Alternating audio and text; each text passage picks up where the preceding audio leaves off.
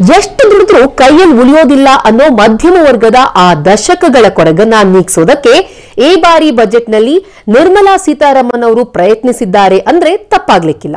ಹಣಕಾಸು ಸಚಿವೆ ನಿರ್ಮಲಾ ಸೀತಾರಾಮನ್ ಅವರು ಶನಿವಾರ ದಾಖಲೆಯ 8ನೇ ಬಜೆಟ್ ಅನ್ನ ಮಂಡಿಸುವ ಮೂಲಕ ಇತಿಹಾಸವನ್ನ ನಿರ್ಮಿಸಿದ್ದಾರೆ.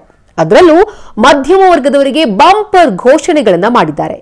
ಈ ಬಾರಿಯ ಬಜೆಟ್ ಯಾವ್ಯಾವ ರೀತಿಯಲ್ಲಿ ಮಧ್ಯಮ ವರ್ಗಕ್ಕೆ ನೆರವಾಗಲಿದೆ ಅನ್ನೋದನ್ನ ನೋಡೋದಾದ್ರೆ, ಆದಾಯ ತೆರಿಗೆಯಲ್ಲಿ ರಿಯಾಯಿತಿ, ವಾರ್ಷಿಕವಾಗಿ 12 ಲಕ್ಷದವರೆಗೂ ಆದಾಯ ತೆರಿಗೆ ವಿನಾಯಿತಿ, ಅಂದ್ರೆ 12 ಲಕ್ಷದವರೆಗೂ ಕೂಡ ಇನ್ಕಮ್ ಟ್ಯಾಕ್ಸ್ ಅನ್ನ ಕಟ್ಟೋ ಹಾಗೆ ಇಲ್ಲ.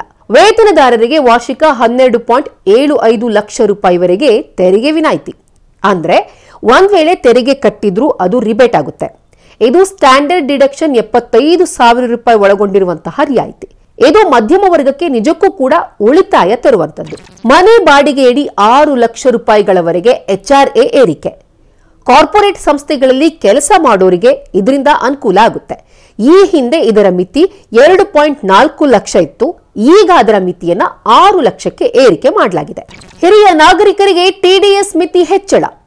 ಇನ್ನು ಮಧ್ಯಮ ವರ್ಗದ ಹಿರಿಯ ನಾಗರಿಕರಿಗೆ ಸಂಬಳಯೇತರ ಆದಾಯವಿದ್ದರೆ ಅಂತಹ ಆದಾಯಗಳ ಮೇಲೆ ವಿಧಿಸುವಂತಹ ತೆರಿಗೆ ಮಿತಿ 1 ಲಕ್ಷಕ್ಕೆ ಏರಿಕೆ. ಔಷಧಿಗಳ ಮೇಲಿನ ತೆರಿಗೆ 0. ಕ್ಯಾನ್ಸರ್, ಗಂಭೀರ ಕಾಯಿಲೆಗಳಿಗೆ ಬಳಸುವಂತಹ ಔಷಧಗಳ ಮೇಲಿನ ತೆರಿಗೆಯನ್ನ ಸಂಪೂರ್ಣವಾಗಿ ಮನ್ನಾ ಮಾಡಲಾಗಿದೆ. ಇದರಿಂದ ಮಧ್ಯಮ ವರ್ಗಕ್ಕೆ ಅನುಕೂಲವಾಗಲಿದೆ. ಮಹಿಳೆಯರಿಗೆ 2 ಕೋಟಿ ರೂಪಾಯಿವರೆಗೆ ಸಾಲ. ಮಧ್ಯಮ ವರ್ಗದ ಮಹಿಳೆಯರಲ್ಲಿ ಉದ್ಯಮಶೀಲತೆ ಹೆಚ್ಚಿಸುವ ಉದ್ದೇಶದಿಂದ ಉದ್ಯಮವನ್ನ ಸ್ಥಾಪಿಸುವುದಕ್ಕೆ 2 ಕೋಟಿವರೆಗೆ ಸಾಲವನ್ನ ಘೋಷಣೆ ಮಾಡಿದೆ ಕೇಂದ್ರ ಸರ್ಕಾರ. ಇನ್ನು 12 ಲಕ್ಷದ ಮೇಲಿನ ಆದಾಯಕ್ಕೆ ತೆರಿಗೆ ಹೊರೆಯನ್ನ ಕಡಿಮೆ ಮಾಡಲಾಗಿದೆ. ಸ್ಲ್ಯಾಬ್ ಮಾಡಿ ತೆರಿಗೆಯನ್ನ ವಿಧಿಸಲಾಗಿದೆ. ಇನ್ನು ಒಂದೊಂದು ಆದಾಯಕ್ಕೆ ಒಂದೊಂದು ಸ್ಲ್ಯಾಬ್ ಅನ್ನ ವಿಧಿಸಲಾಗಿದೆ.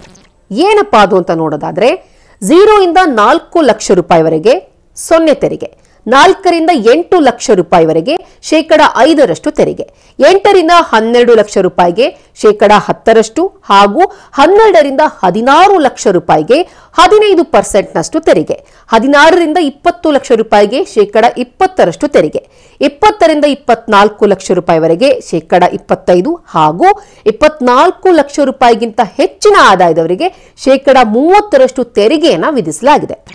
ಇನ್ನು ಓವರಾಲ್ ಈ ಬಾರಿಯ ಕೇಂದ್ರ ಬಜೆಟ್ ಮಧ್ಯಮ ವರ್ಗದವರಿಗೆ ಜೇನುತುಪ್ಪ ಸವದಂತಾಗಿದೆ. ಮಿಡಲ್ ಕ್ಲಾಸ್ನವರು ಹಾಗೂ ಸಂಬಳದಾರರು ನಿರ್ಮಲಾ ಸೀತಾರಾಮನ್ಗೆ ಉಘೇ ಉಘೇ ಅಂತಿದ್ದಾರೆ.